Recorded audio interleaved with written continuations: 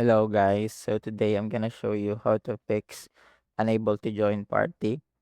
So first things first, you need to go to your settings here and go to the game icon, and then you need to select your region where you currently play at. So for me, I'm in Asia, so that's why it's in Asia right now. So in order for you to know what region you are with, you just need to check where's the lowest MS. So that's the ping.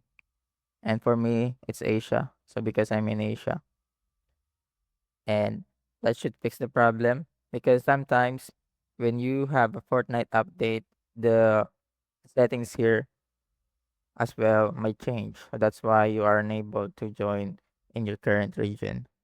So if this won't work, the things to do next will be to restart your Fortnite or start your PC. And I hope that fixes your problem.